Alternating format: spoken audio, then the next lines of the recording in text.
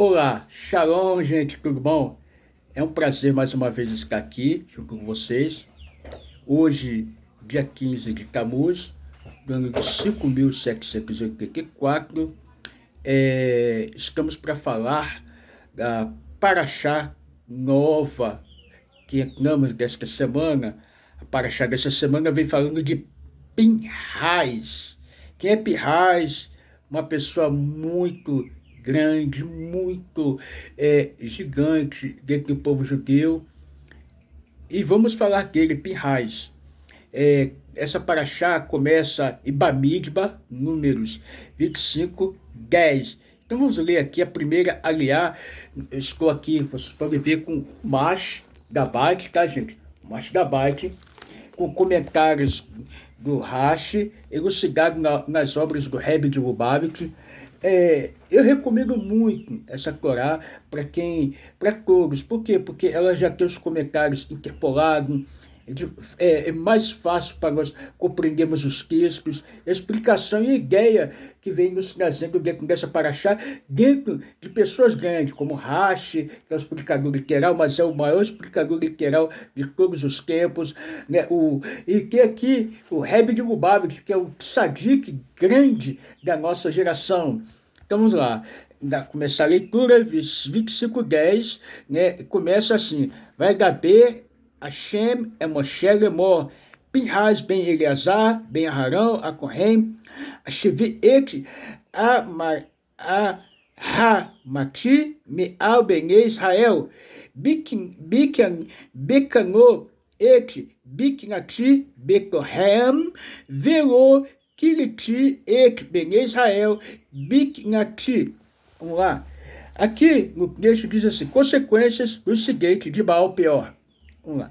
Depois que Pinhas matou Ziri, os israelitas ficaram envergonhados, porque entre todos eles foram o único que entenderam o que tinha que ser feito e o fizeram.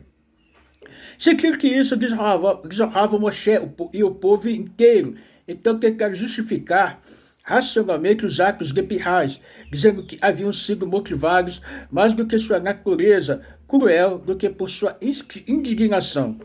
Astutamente salientaram que o homem herda seus principais traços de caráter da mãe, enquanto a mulher os herda do pai. Assim, ao matar Ziri, Pinhas teria se manifestado a crueldade de Jetro, o pai de sua mãe, que piedosamente engordava animais antes de sacrifício aos ídolos que adorava. Tudo isso aqui, gente, falar de Jetro, falar que é Itno, falar do que ele era no passado, está escrito assim, tem as notas de referência em Gênesis 46:15, Êxodo 6:25. Então vamos continuar aqui a leitura para que vocês possam ter uma compreensão bastante grande. Como prova adicional, citaram o fato de que todos os descendentes de Arão eram sacerdotes, exceto Pinhas. O sacerdócio concedido originalmente a Arão e seus 4 filhos só se tornou hereditário depois que os sacerdotes foram empossados no ofício, quando Pinhas já era nascido. Então nós podemos perceber que Pinhas já era nascido e o sacerdócio da linhagem de Arão foi concedido bem depois, né, empossado. Então vamos lá. Contrastaram a crueldade de Pinhas como a benevolência de Ziri, ao confrontar Moshe com Cosbe para defender e salvar sua tribo, a fim de refutar essas acusações de suas 3 coisas. Em primeiro lugar, quando recompensou Pinhas por seu ato, ele referiu-se à sua linhagem, prosseguindo até seu avô paterno, Arão, para indicar que, ao matar Ziri, Pinhas expressou o seu anseio de Arão por promover a paz e reconciliar amigos e cônjuges em desavença. Nesse caso, o povo judeu e Deus falou a Moshe dizendo: Pinhas, filho de Eleazar, filho de Arão, o sacerdote, desviou minha ira dos israelitas, vingando-me zelosamente entre eles. Graças a eles, não destruí os israelitas com a pestilência por causa do meu zelo. Em segundo lugar, Deus tornou Pinhas sacerdote, portanto diz aos israelitas: eis que levou minha aliança, como expressão de meus sentimentos, de paz e boa vontade para com ele, como se segue. Esta aliança será para ele e para seus descendentes depois dele, e assumirá a forma da aliança eterna de sacerdócio, porque ele foi zeloso por seu Deus e fez expiação pelos israelitas. Então nós vemos aqui que está sendo citado aqui a linhagem de Arão, mostrando que todas as faculdades intelectuais, mentais, né, de Pinhas, não foi por parte da sua mãe, né, não foi por parte de Jetro, mas sim foi pela linhagem de Arão. Então a gente vê que ele puxou as qualidades intrínsecas, né, de Arão, né, era um homem muito temente, que conciliava, ajudava e fazia as coisas por muita justiça e temor a Hashem. Então nós vemos que Pinhas, ele herdou tudo isso e ele teve um grande mérito, como nós vamos continuar lendo. Em terceiro lugar, a Torá menciona a linhagem de Ziri, indo até Simão, para mostrar que o ato dele foi cruel, não o de Pinhas. Então, aqui nós volvemos a perceber na leitura que o ato de crueldade foi de quem? Foi de Simão. Foi da tribo de Simão, foi de Ziri, e não de Pinhas. O nome do homem israelita, morto, que foi morto com a midianita, era Ziri, filho de Saul, príncipe de uma casa paterna da tribo de Simão, que era conhecido por sua natureza violenta. Né? Nós vemos que no episódio lá de Sherem, podemos ver que lá naquela cidade, ele se juntou com Levi e fez o que? Uma matança muito grande. E sempre quando Levi e Simão estavam junto, era problema, como nós vimos também no caso de Iosef.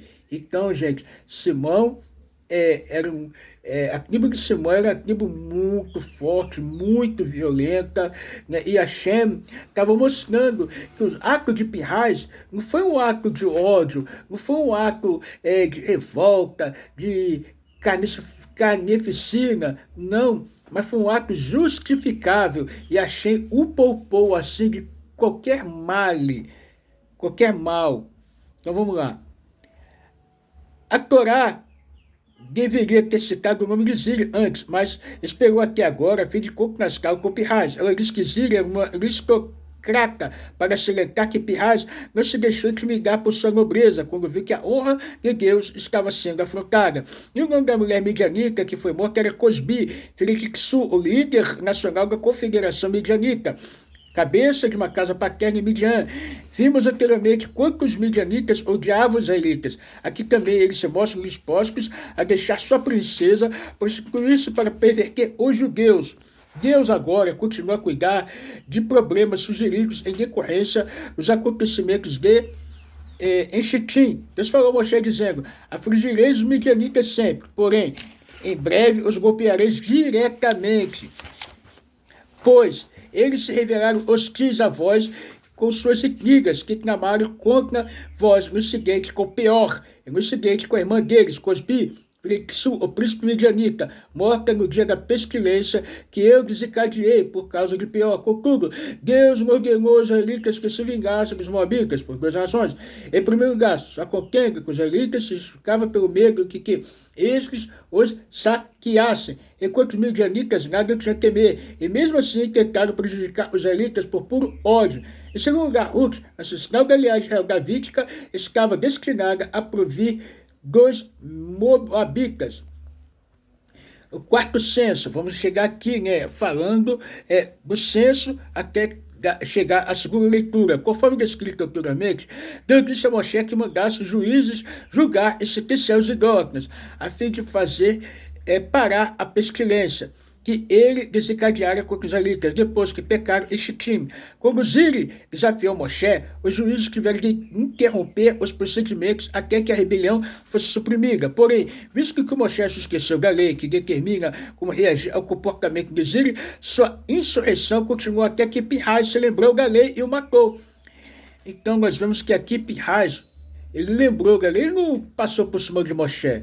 Não, ali foi um problema muito grande, que a tribo de Simeão começou a aproveitar, acusar, né, Pinhas, que passou por cima de Moshe, né, que desonrou Moshe, né, que a vingança foi feita dele mesmo. Nada disso. A Torá, ela está justificando aqui o ato de Pinhas, né, e fazendo não prevalecer a voz de Simeão da tribo dos nobres.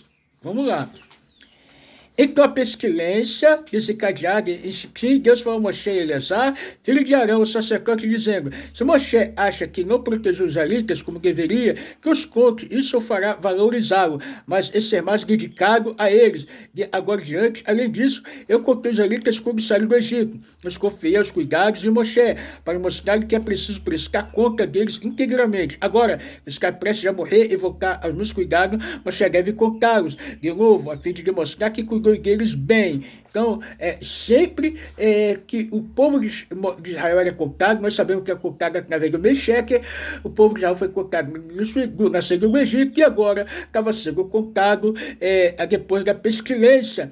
Então, mostrando que o Moshe tinha um cuidado muito grande com o povo, né? Porque ele aconteceu problema nesse lapso de ele ter esquecido a lei, que Pirraz foi ali e vingou porque ele lembrou da lei. Não, todo ser humano ele tem seus momentos, assim como Moshe teve, mas ele amava muito o povo e cuidou muito, muito bem do povo, tá, gente? Muito bem. E aqui achei que cuidou tão bem que achei falou para Moshe fazer esse censo e mostrando que Moshe tinha um amor muito grande pelo povo.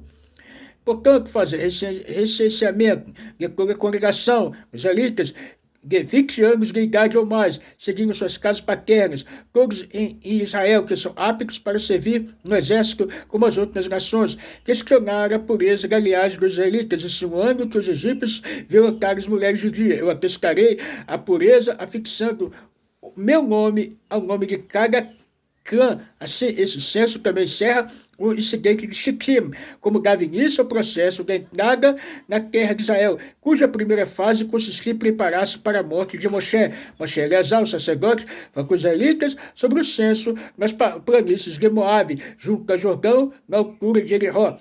Contaremos todos vós de 20 anos de idade ou mais, exatamente como Deus ordenou a Moshe e os israelitas que saíram do Egito, que fossem contados.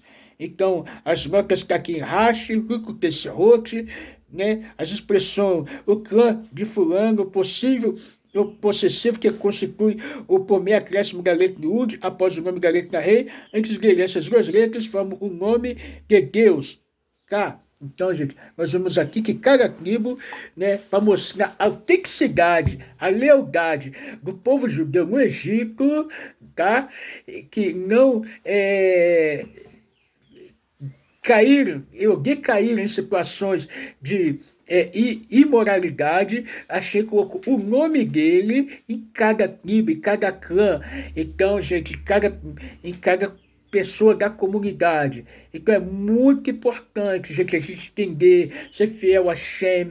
Hashem é aquele que testifica nossas obras, aquele que nos justifica a cada caminho, o nosso zelo, Hashem testifica a ele, o nosso amor por Hashem testifica a ele, nos momentos mais difíceis da nossa vida, que quando parece que as coisas dão para trás, ou quando esquecemos de alguma coisa, Hashem é aquele que tira nossas vulnerabilidades e passa a ser o nosso escudo, e passa a ser a nossa defesa. Ele é o nosso guardião e sempre nos orienta e não nos deixa cair em situações difíceis. Certo assim?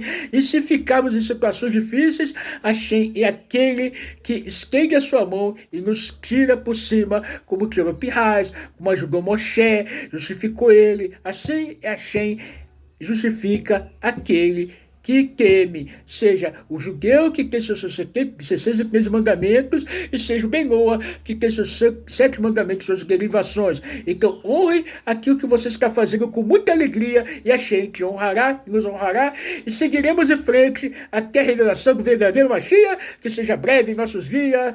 Tudo de bom para vocês. Tchau, tchau. Até a próxima. Mashiach já!